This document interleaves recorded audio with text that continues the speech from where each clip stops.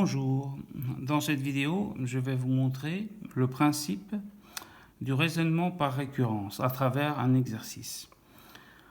Vous avez le principe par récurrence juste ici, qui dit quoi? Qui dit que soit Pn une propriété qui dépend d'un entier naturel n. Pour démontrer que Pn est vrai, pour tout entier n supérieur ou égal à un autre entier n0, eh bien, il suffit premièrement, de faire une initialisation. Vérifier que pour le premier entier n0, bien, Pn0 est vrai. Ensuite, deuxièmement, il faut vérifier l'hérédité de la propriété.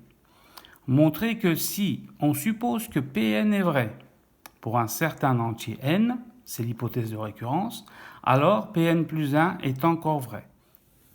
Et troisièmement, en conclusion, eh bien, on conclut alors que d'après le principe de récurrence, la propriété Pn est vraie pour tout entier n supérieur ou égal à n0.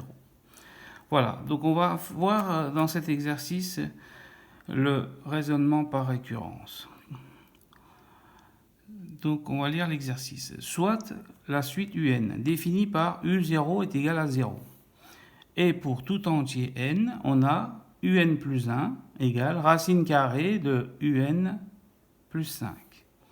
Il faut montrer par récurrence que pour tout entier n supérieur ou égal à 1, ça c'est important, eh bien un est compris strictement entre 0 et 3. Dans un exercice avec une démonstration par récurrence, il faut toujours commencer par mettre en place la propriété Pn. Eh bien, on la met en place en regardant la question. Eh bien, la propriété, c'est toujours la question. Donc, montrer par récurrence que pour tout entier n supérieur ou égal à 1, un est compris entre 0 et 3. Bien, la propriété, ça va être ça. Donc, un est compris entre 0 et 3. Soit Pn, la propriété, voilà, un compris entre 0 et 3. Pour tout entier n supérieur ou égal à 1. Donc, on commence par l'initialisation. L'initialisation, eh bien, c'est pour n égale 1, parce que la propriété, elle est valable pour tout entier n supérieur ou égal à 1. Donc, on commence par calculer u1. u1, je le calcule avec ma relation de récurrence, voyez. Donc, je remplace n par 0. Si je remplace n par 0, ça me fait u1. Et ici, j'aurai u0. Sous la racine, j'aurai u0 plus 5. Donc u1 égale racine carrée de u0 plus 5. Mais comme u0 vaut 0, il ne reste plus que racine carrée de 5. Donc u1 est égal à racine carrée de 5. Et racine carrée de 5, il faut savoir que c'est environ égal à 2,24. Et ensuite, vous comparez cette valeur u1 par rapport à la propriété. La propriété dit que u1 doit être compris entre 0 et 3. Est-ce que c'est vrai? Donc vous écrivez et, effectivement, 2,24, c'est compris entre 0 et 3, strictement. Donc, et vous dites que u1 est compris entre 0 et 3. Voilà, tout simplement. Donc, P1 est vrai. Voilà, maintenant, deuxièmement, l'hérédité. Alors, comment on fait l'hérédité? Supposons, on va supposer que pour un entier n supérieur ou égal à 1, Pn est vrai. Donc, si Pn est vrai, on pourra l'utiliser.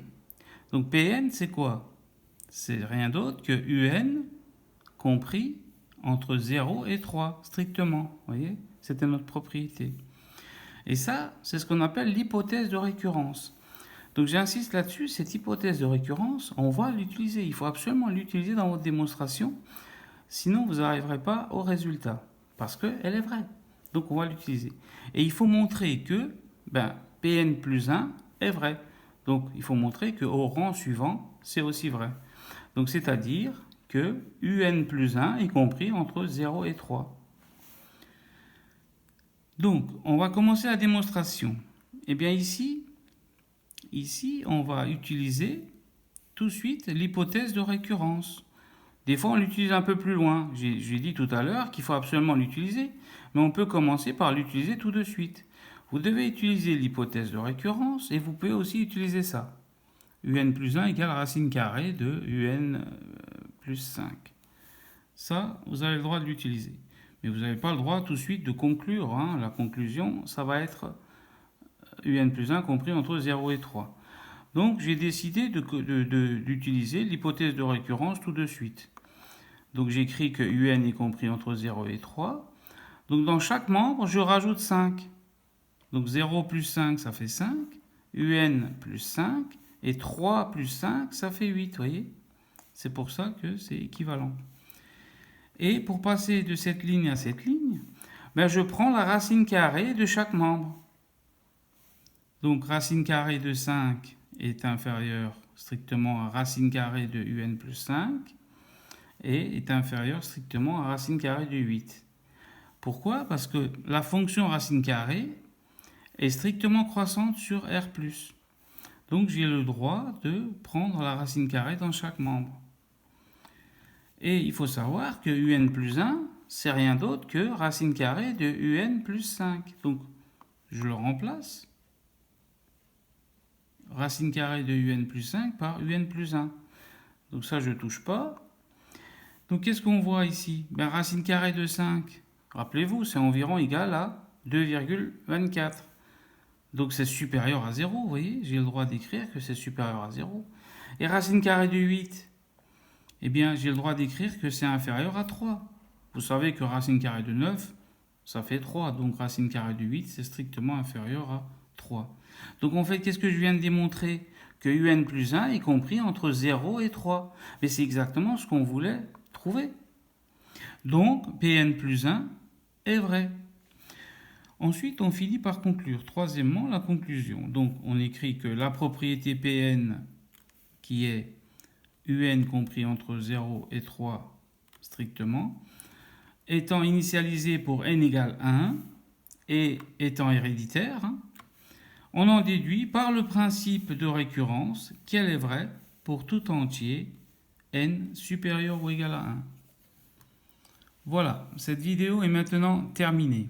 Je vous souhaite un bon courage, un bon travail et une bonne réussite. À très bientôt. Donc n'hésitez pas aussi à regarder les autres vidéos de ma chaîne, vous avez les liens en barre d'infos. Si vous avez aimé la vidéo, n'hésitez pas à liker et à partager et à vous abonner à ma chaîne si vous le souhaitez.